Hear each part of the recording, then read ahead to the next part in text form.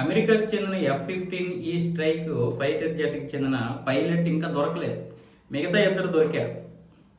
A-10కి చెందినటువంటి ఆ అటాక్ విమానానికి సంబంధించి పైలట్లు దొరికారు. దీనికి సంబంధించి పైలట్లు దొరకలేదు. వాళ్ళు ఏమయ్యారు? అతను ఏమయ్యాడు? పైలట్ అంటే ఒక పైలట్. ఆ పైలట్ ఏమయ్యాడు? ఇటు ఇరాన్ సజీవంగా పట్టుకోవాలని చూస్తుంది, అటు అమెరికా సజీవంగా పట్టుకోవాలని చూస్తుంది. ఇరాన్కి సజీవంగా దొరికితే అది ఆట మొదలు పెడుతుంది. అమెరికాకి సజీవంగా దొరికితే నా పైలట్లు నేను రక్షించుకున్నాను చెప్పుకుంటాను. ఇప్పుడు మిగతా పైలట్లు కూడా ధైర్యంగా పోరాడగలుగుతారు. మిగతా సైన్యం కూడా ధైర్యంగా ఉంటుంది. ఇప్పుడు ఇతను దొరకలేదు అనుకోండి, చనిపోతే ఒక బాధ, అది ఎవరికి పెద్దగా నష్టం కలిగించదు. మామూలుగా యుద్ధంలో చనిపోవడం అనేది సామాన్యమే. కానీ ఇరాన్ చేతిలో చనిపోయినా లేదా ఇరాన్కి దొరికినా మొత్తం అమెరికా సైన్యం అంతా కూడా ఒక బాధలో ఉండి వెళ్ళిపోద్ది. ఆ బాధ ఎలా ఉంటుంది అంటే, మా సైనికుడికి వాళ్ళు ఎంత టార్చర్ పెడుతుంటారో, అది ఎంత అంటే ఆలోచించుకుంటుంటే ఊహించుకుంటుంటేనే వాళ్ళు భయపడిపోతూ ఉంటారు.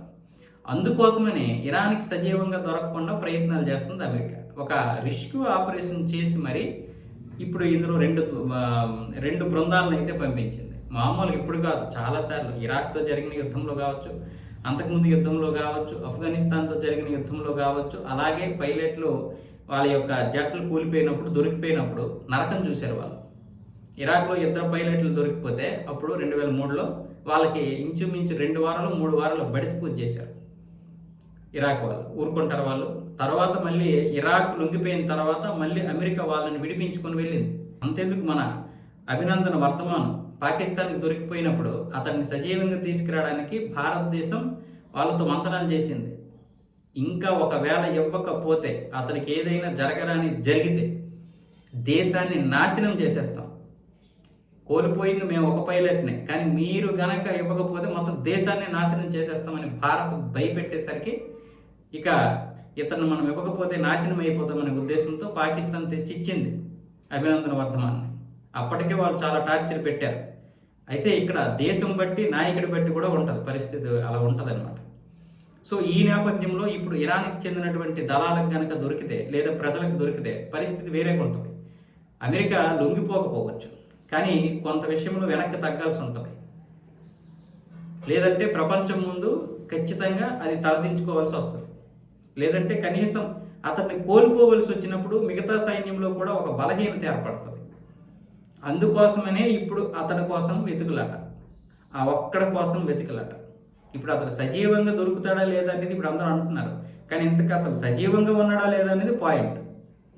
అమెరికా దళాలు ఏం చెప్తున్నాయి? ఖచ్చితంగా మా పైలట్ సజీవంగానే ఉంటాడు, మేము ఇచ్చినటువంటి ట్రైనింగ్ అలా ఉంటుంది అంటున్నారు. ఏ పైలట్కైనా ట్రైనింగ్ అలాగే ఉంటుంది. ఫైటర్ జెట్ పైలట్లకి అలాగే ఇస్తారు. ఎలాంటి ప్రతికూల పరిస్థితుల్లోనైనా మీరు ఒక్కరే ఉండాల్సి వస్తే, అది కొండల్లోనైనా అడవుల్లోనైనా నీటిలోనైనా, అక్కడ ఉన్నటువంటి పరిస్థితిని అనుకూలంగా మార్చుకొని బ్రతకాలి. ఒక 10 రోజులైనా సరే బ్రతకాలి. అప్పుడు ఈలోగా మిగతావన్నీ బృందాలు ఏవైతే ఉంటాయో ఆపరేషన్ చేపట్టేటటువంటి బృందాలు వచ్చి వాళ్ళని రక్షిస్తాయి. అది కేవలం ఒక మనిషి కోల్పోవడం కాదు.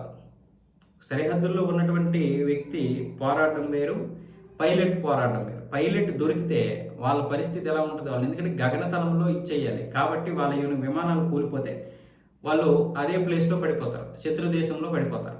వాళ్ళు దొరికితే శత్రు దేశం ఏం చేస్తుంది? వాళ్ళని హింసించి దేశాన్ని లొంగ తీసుకుంటుంది.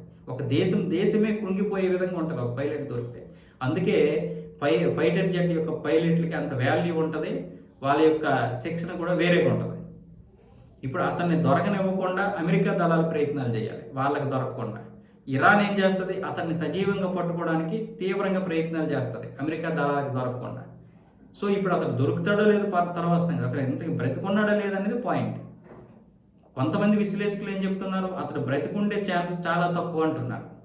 ఒకవేళ ఇరాన్ దళాలకు దొరికితే IRGC ఏమంటుంది? మీరు సజీవంగా ఇవ్వండి, మీకు $60,000 ఇస్తామని ప్రజలకు చెప్పింది. IRGC అన్నదంటే అర్థం చేసుకోండి. IRGC సజీవంగా పట్టుకోండి అని చెప్పదు. దొరికితే ఖండాలను నరికేసి చంపియండి అంటాం. అలాంటిది ఈరోజు ఎందుకు అలాగ ఉంటుందంటే అమెరికాను వ్యూహాత్మకంగా దెబ్బతీయడానికి. ఇదే వాళ్ళ ప్లాన్.